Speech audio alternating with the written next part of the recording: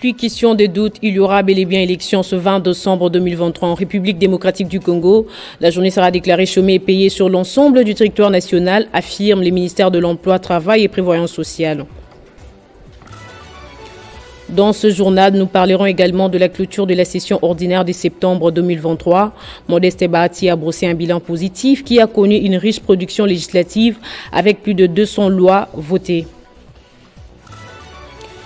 La société Congo International Investment Group ESA annonce un ultimatum de 6 jours pour la destruction des maisons qui ne sont pas construites dans les normes.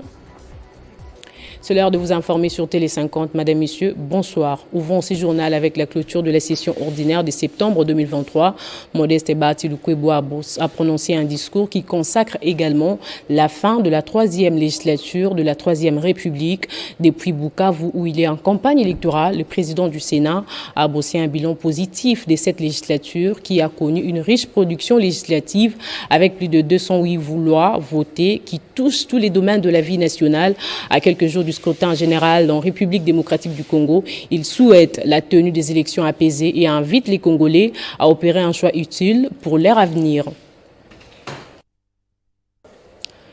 Et s'agissant de constructions anarchiques construites dans les sites Poul Malebo, la société Congo International Investment Group ESA annonce un ultimatum de 6 jours à dater de ce 15 décembre pour la destruction de ces maisons construites pas dans les normes. C'est l'administrateur de cette entreprise, Guillaume Mouyembe, qui a livré l'information à la presse.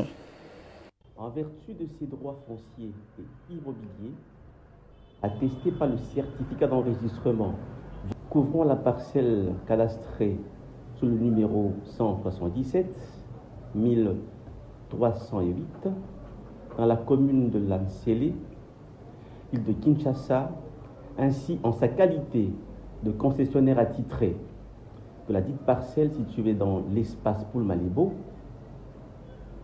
en exécution de l'arrêté pris par Monsieur le gouverneur de la ville-province de Kinshasa, arrêté numéro SC-0219 portant démolition des constructions anarchiques dans le site Poul Malebo, commune de Lansele, la société Congo International Investment Group, SAS, invite tous les auteurs des constructions érigées dans sa parcelle de faire état de leurs supposés titres fonciers et immobiliers à compter de ce jour, soit le 15 décembre 2023, pour qu'elle en prenne acte dans ses bureaux situés sur le site Poul Malebo.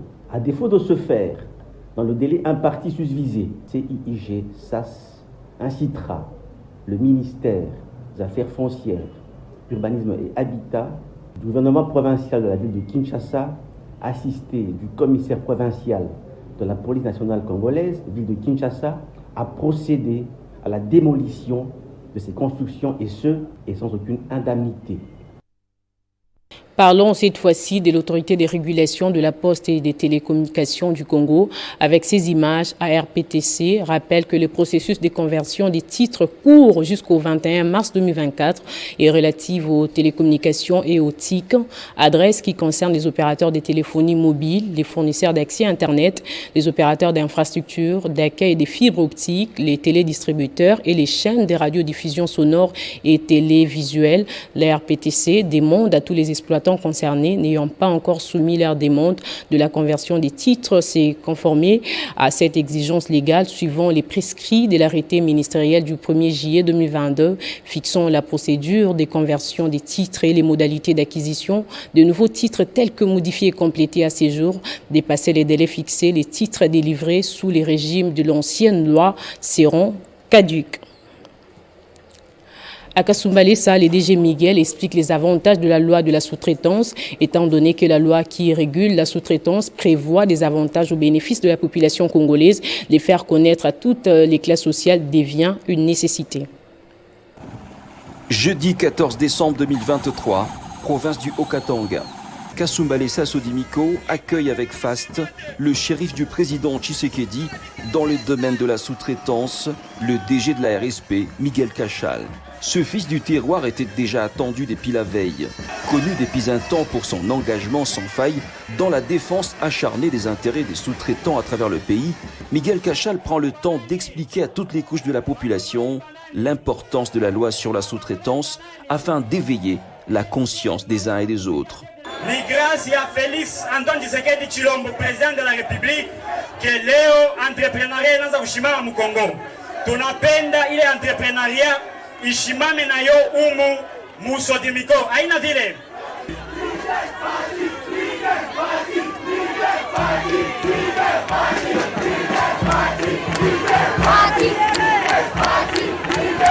Félix Antoine Tshisekedi Tshilombo, président de la République.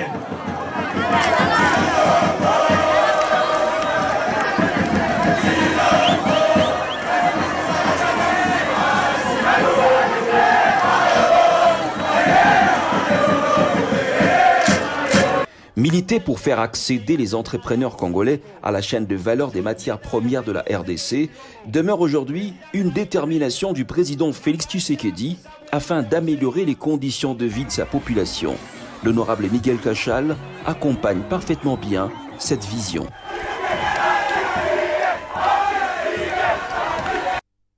Écho de la campagne électorale en RDC, d'abord Félix Tshisekedi qui a débuté sa campagne électorale dans les Gambandundu ce vendredi après avoir été dans l'espace Kassai.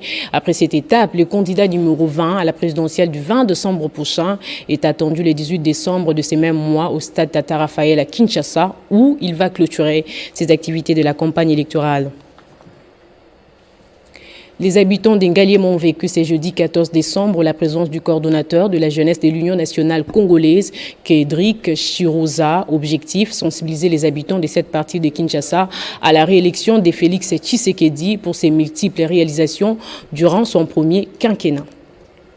Vêtus en blanc, écharpe rouge sur les coups, les coordinateurs de la jeunesse de l'Union nationale congolaise, parti cher à l'actuel ministre de l'économie Vital Kamerhe, a effectué une descente dans sa base de la commune d'Engaliema.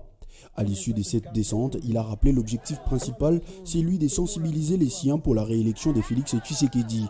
Sur place, accueilli par des milliers de membres et sympathisants, Kedrick Chirouza a aussi demandé à sa base de cultiver l'amour entre eux. C'était une occasion pour lui de rappeler à ses membres réunis son engagement qui consiste à rester encore et toujours à se battre pour le développement de ce quartier et n'a pas renoncé à ses convictions de ne pas être candidat à ces élections. Dans ce coin de Mukunga, je suis venu spécialement pour sensibiliser la population concernant la réélection du chef de l'État. Nous devons consolider les acquis, comme le chef de l'État l'a très bien dit au Parlement l'a ramassé. Nous voyons les œuvres du chef de l'État. Nous ne faisons que l'accompagner et sensibiliser la population, rappeler à la population congolaise d'où nous venons et où est-ce que nous allons avec le président Félix Antoine Tshisekedi. À cette même occasion, les habitants de ces coins de la capitale ont accordé les tickets gagnants au président de la République pour un second mandat, tout en dénonçant à Kedrick Chirouza les mauvaises conditions de vie dont ils font face.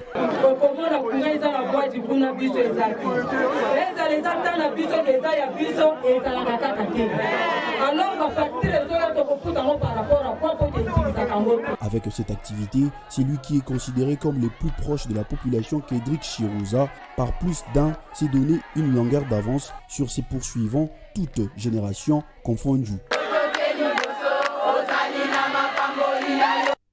Le député national Singo Mamwanza a effectué ce vendredi une descente dans les groupements des Moudja en territoire de Nyiragongo. C'était pour sensibiliser encore une fois de plus les habitants de ces coins, de se mobiliser derrière sa candidature à la députation nationale au numéro 23, celle des candidats de son parti Debout, la patrie, sans oublier le président de la République Félix Antoine Tshisekedi Tshilombo au numéro 20. Le périple de l'honorable Singo Mamwanza se poursuit dans le territoire de Nyiragongo.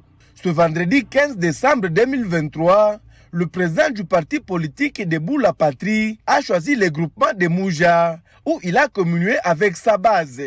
Ici, son seul message est clair. Mobiliser toute la population de ces groupements, de se ranger derrière sa candidature, celle de ses candidats députés, sans oublier celle du président de la République Félix Antoine Tshisekedi. Le message apporté à cette population que le territoire de Nyiragongo a connu des problèmes, notamment le manque d'eau, l'éruption volcanique, l'insécurité due à l'attaque du M23, notamment sur le groupement de Bumba et Kibumba. Mais ce que je les ai dit, c'est qu'il faut que nous restions tous mobilisés, surtout proches des échéances électorales, où nous devons voter le président numéro 20, Félix Tshisekedi, le numéro 23, leur candidat à la députation nationale, et les 3 candidats, numéro 19, numéro 25 et numéro 26, Bora Ouzima, chef Matungulu et Félix Nyerere à la province. Pourquoi? Parce que c'est nécessaire que le territoire soit représenté correctement au niveau, disons, municipal, au niveau de la province, au niveau national, parce qu'il reste des enjeux importants pour le territoire ici. Comme dans des meetings qu'il anime dans d'autres groupements du territoire de Nyiragongo, les candidats députés provinciaux et conseillers municipaux du parti Debout la Patrie ont été présentés aux habitants de Mouja. À leur tour, ils ont promis accompagner Singoma Mwanza et tous ses candidats pour le bien-être de la population de Nyiragongo. Après l'approuvement du Lualaba, le candidat président numéro 3, Moïse Katumbi Tchapoué, poursuit sa campagne électorale à Fungurume et Likasi, où les leaders d'ensemble a tenu successivement son meeting au cours duquel il a critiqué la gestion actuelle du pouvoir et promet d'améliorer les sociales des Congolais une fois élus.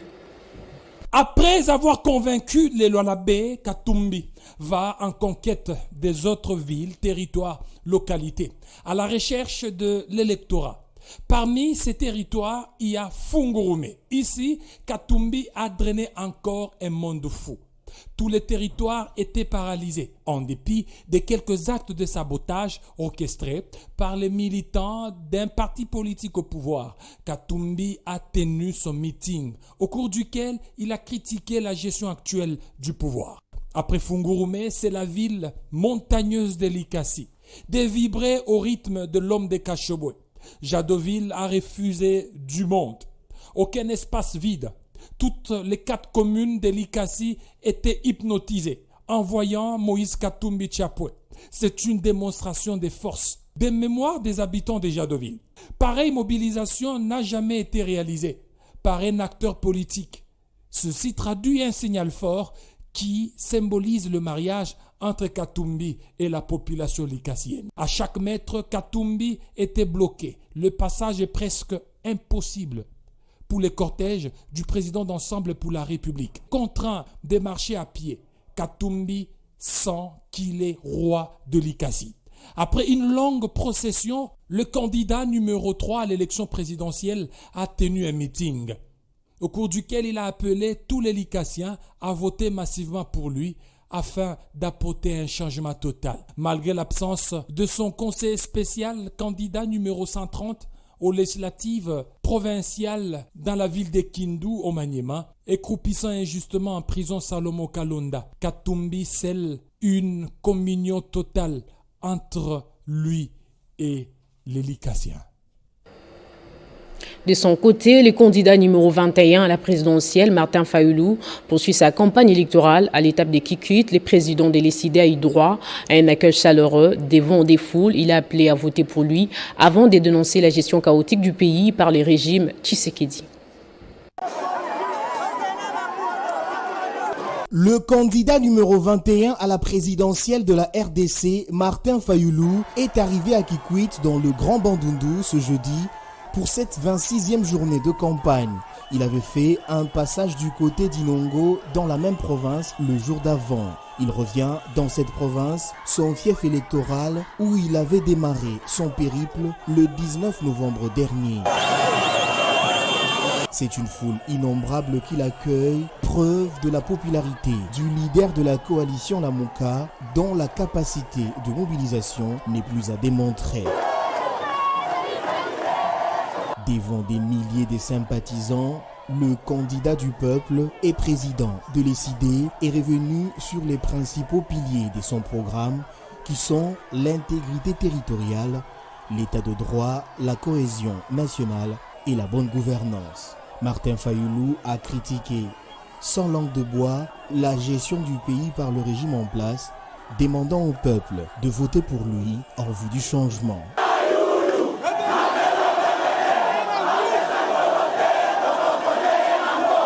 Nayoki Bokangi numéro 1, numéro 21. Eza boete. Boye awa moto apesi bino mbongo. Moto akabeli bino polo. Boye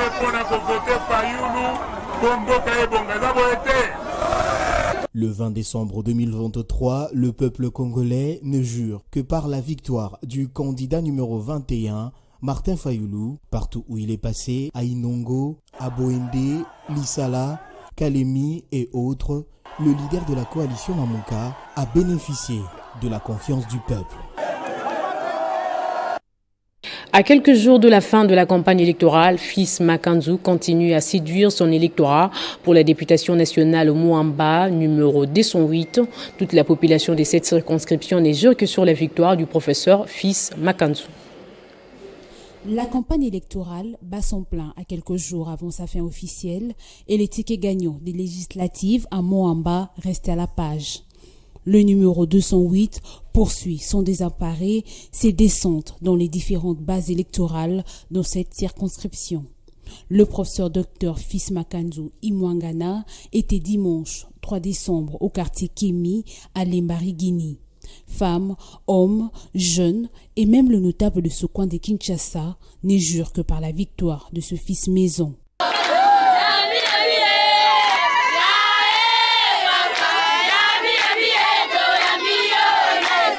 À Livoulou, le même dimanche, les jeunes sont venus en masse pour écouter le porte-parole de son voix, le numéro 208. Celui qu'ils appellent affectueusement Mayasika a été accueilli avec pompe, telle une ambiance électrique. Jeudi 7 décembre, cap vers Kingabwa Poids Lourd, précisément à 14e rue, à l'église que dirige le pasteur Grace Kilanga. Comme dans ses précédentes prises de parole, Soso Pembe, comme l'ont surnommé ses électeurs, a sollicité son vote pour les législatives et celui du numéro 20, Félix-Antoine Tshisekedi, à la présidentielle. Le choix de son regroupement politique AACRD de Mbossou Kodia afin de consolider les acquis. S'en est suivi la descente du vendredi 8 décembre, assurée par son équipe de campagne à Lemba Salongo. C'est une mobilisation qui témoigne de la détermination de la population de Moamba à porter son choix sur le numéro 208. Et le week-end, soit le samedi 9 décembre à l'ONG Lisungi, c'est une marée humaine à Kingabwa Point Chaud. Cette ambiance en dit long. Au Nord Kivu, les candidats numéro 39 à la députation nationale à Lubero mouillent les maillots pour la réélection de Félix Tshisekedi. Julien Paluku a tenu ce vendredi son 61e meeting junior à Kipese. Tshisekedi Tshilombo Félix numéro combien? Les mariages scellés entre les candidats présidents de la République Félix Tshisekedi et la population de Kipese en territoire de Lubero dans la province du Nord Kivu. Félix Tshisekedi a été encensé et hissé au panthéon de l'histoire à Kipese à l'issue du 61e meeting junior de celui que l'on appelle affectueusement guide du Nord Kivu, le ministre de l'Industrie Julien Paluku, qui est arrivé dans cette agglomération dont il est originaire ce vendredi 15 décembre 2023. S'adressant à la marée humaine, venir l'écouter à la place d'Ouka, ce fils du terroir, candidat numéro 39 à la députation nationale, a fièrement brandi les bilans élogieux du chef de l'État Félix Tshisekedi et candidat numéro 20 à sa propre succession. Dans une approche interactive avec la foule, il a rappelé l'effectivité de la gratuité de l'enseignement de base, la montée en puissance des forces armées de la RDC et la mise en œuvre du plan directeur d'industrialisation. Au terme de cet évangile politico-électoral, les habitants de Kipese ont pris l'engagement de donner les 100% de leur voix au candidat numéro 20 à la présidentielle. Ils ont également réaffirmé leur soutien au candidat député du regroupement politique Alliance Bloc 50, AB50, dont le ministre Julien Paluku qui porte le numéro 39 à la députation nationale. Après les meetings, la foule a accompagné son leader jusqu'à sa résidence de Kipese. Revenons à Kinshasa pour parler de la candidate députée nationale numéro 119 à Funa. Henriette Ouamou est allée réconforter la famille de l'apôtre Pierre Kaninda, décédé des suites d'une courte maladie. La députée nationale honorable Henriette Ouamou est toujours proche de sa base, quelles que soient les circonstances. Pour preuve, après avoir été informée du décès de l'évêque Pierre Kaninda Chikala de l'église Fellowship par une délégation des serviteurs des dieux de la commune de Makala, maman sociale accompagnée d'un notable de cette contrée japonais Masengo s'est rendu personnellement ce mercredi 13 décembre à la résidence du défunt située sur l'avenue Kingunzi au quartier Mawanga à Makala pour témoigner sa compassion devant cette situation douloureuse.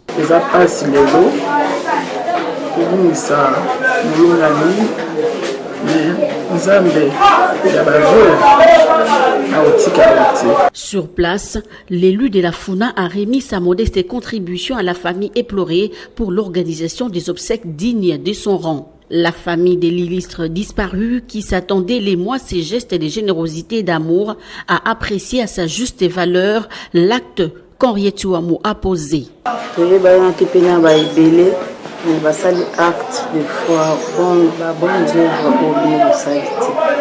Chemin faisant, la députée nationale Henriette Touamou, candidate aux législatives nationales dont la circonscription électorale de la Funa, a encore reçu toute une avalanche des doléances des personnes qui l'ont contactée.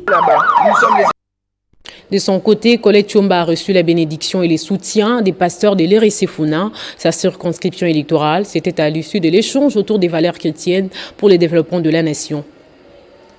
C'est une rencontre de bénédiction. Les pasteurs membres de l'église du Réveil du Congo Funa ont imploré la grâce des dieux sur la candidate députée nationale Colette Chomba pour son ministère de porteur de la voix du peuple au Parlement. En commun accord, les pères spirituels se sont engagés à porter la candidate numéro 670 à Funa au vu de ses réalisations au cours du mandat en termes et ses projets. De son côté, celle que les habitants de la Funa appellent affectueusement la reine de la Funa, Colette Chomba, a demandé le soutien des églises de réveil de la Funa, auxquelles elle est fidèle, à la candidature du président Félix Tshisekedi numéro 20. Pour elle, Félix Tshisekedi mérite d'être porté suite aux multiples réalisations et sa vision du peuple d'abord.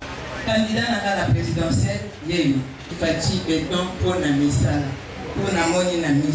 Colette Chomba a demandé aux serviteurs de Dieu de veiller à ce que les fidèles puissent avoir de cartes en bonne et due forme. À ceux qui ont des problèmes des cartes, d'aller dans les endroits où la CENI a indiqué pour se faire délivrer des duplicata.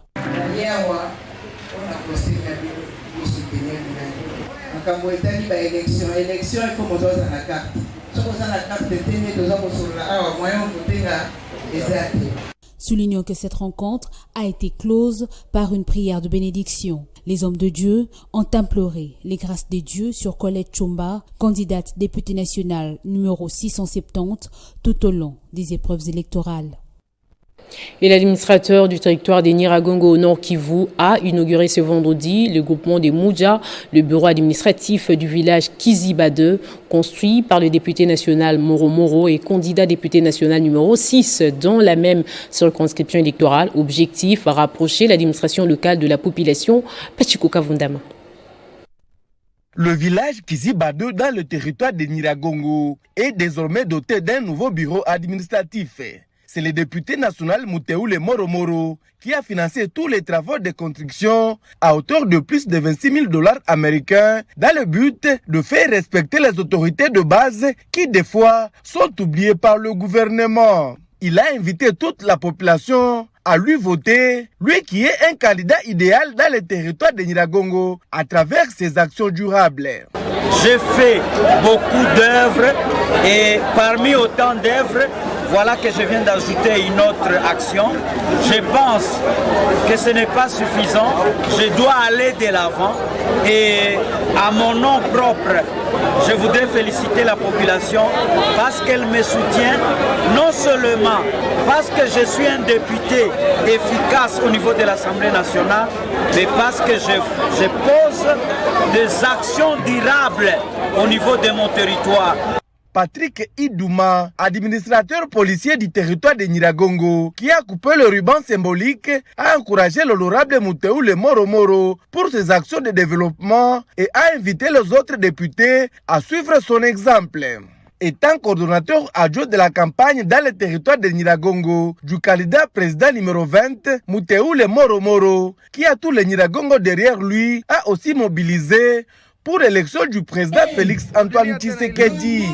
Wanakubali kumchagula kandida numero 20 hatuachi beton, tutie mkono juu. Mkono juu. Tuko tunakamata picha. Le prince Sélingue Serge Condé a effectué une descente dans plusieurs villages de l'axe Mokambo dans les secteurs de Balamba. Une journée chargée pour le candidat numéro 62 au national et 100 au provincial. Il a prêché le rôle du parlementaire et la question du tribalisme. C'est au village Lobembe du chef du groupement Saïdi Mouitoa que la journée a débuté sous une pluie battante. Serge Condé Chembo prend le temps de sensibiliser les siens pour voter massivement les deux numéros 62 et 100. Puis le cortège du futur représentant du peuple se dirige dans 3 autres villages pour prêcher le choix opéré le 20 décembre. Il s'est arrêté au village Kabuta, Kikwata et Kabembegar.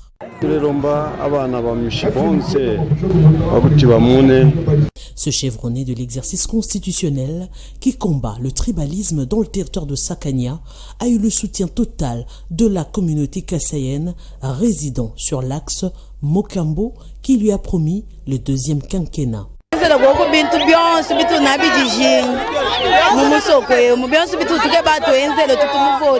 Dans l'après-midi, il prend la direction du village Mwenda où une foule en liesse l'attendait depuis 14 heures. Un seul nom est prononcé aux législatives prochaines, Serge Condé. Tout porte à croire que cet acteur politique quadragénaire, mais très expérimenté, est le candidat député le plus populaire du territoire de Sakania. Il appelle le sien à voter massivement pour lui le 20 décembre prochain.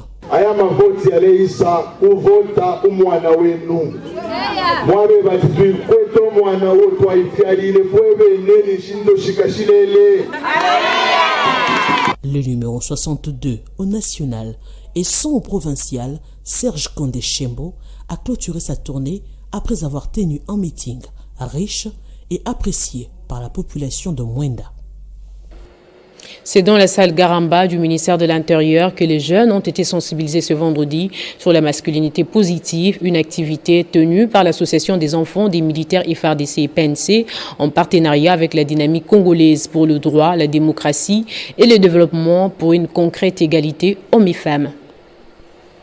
Baptisée sous la terminologie masculinité positive, cette matinée de réflexion et de sensibilisation sur l'engagement de l'homme dans les efforts de l'autonomisation de la femme, critique et perspective, réunissant tous ces jeunes étudiants devant les responsables de l'Association des enfants des militaires FARDC-PNC et de la dynamique congolaise pour le droit, la démocratie et le développement, afin d'adopter des qualités positives pour vivre dans un environnement sain et équitable. Des interventions dans la première axée sur le rôle positif de l'homme dans la famille et dans la communauté, présentées par la coordonnatrice nationale de l'AMIL et la seconde par la coordonnatrice du DCDD sur la masculinité positive cas de la société congolaise. Ce que nous voulions, c'est abolir la mauvaise conception que la société nous a donnée depuis notre enfance, comme quoi l'homme il doit avoir un comportement violent et rude. C'est l'éducation des bases que nous avons reçue et que nous essayons de changer avec plusieurs sensibilisations. Un déclencheur de changements d'attitude, des comportements et des pensées à adopter pour parvenir à une concrète égalité homme-femme. Nous comptons sur la jeunesse en tant qu'avenir de demain. Voilà pourquoi nous avons voulu les sensibiliser sur la masculinité positive dans le sens de leur faire comprendre que dans le développement, il y a également la femme à côté de l'homme. Près de 9 groupes de réflexion de participants répondant aux questions comme une grande contribution afin d'améliorer les relations entre individus et de promouvoir les rapports de force égales entre les sexes. Place au rappel des titres à présent. Plus question des doutes, il y aura bel et bien élection ce 20 décembre 2023 en République démocratique du Congo. La journée sera déclarée chômée et payée sur l'ensemble du territoire national, affirment les ministères de l'Emploi, Travail et Prévoyance sociale. Dans ce journal, nous avons également parlé de la clôture de la session ordinaire de septembre 2023. Modeste Bahati a brossé un bilan positif qui a connu une riche production législative avec plus de 200 lois votées. La société Congo International Investment Group SA annonce un ultimatum de 6 jours pour la destruction des maisons qui ne sont pas construites dans les normes. C'est ainsi que se referme cette édition. Merci de rester en compagnie de nos programmes.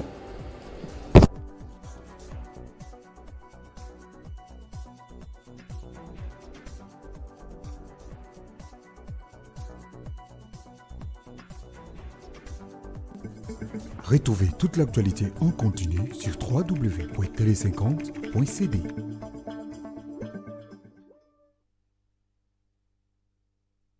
Communiqué nécrologique. La famille Ngwanda annonce aux parents, amis et connaissances des décès de son patriarche, le docteur Ngwanda Adjumba Georges Michel, colonel, médecin à la retraite, décès survenu à Kinshasa le 11 décembre 2023 des suites d'une courte maladie à l'âge de 80 ans. La levée du corps aura lieu le dimanche 17 décembre 2023 à 9h30 à la morgue de l'hôpital du Cinquantenaire qui sera suivi de l'inhumation au cimetière de la Gombe. Le recueillement aura lieu en la résidence de l'illustre disparu, 6 au numéro 3 de l'avenue des Forces Armées, ex-haut commandement dans la commune de la Gombe. Et communiqué, lieu de faire part. Pour la famille, Louis Mbonga Magalou, Ngwanda, sénateur.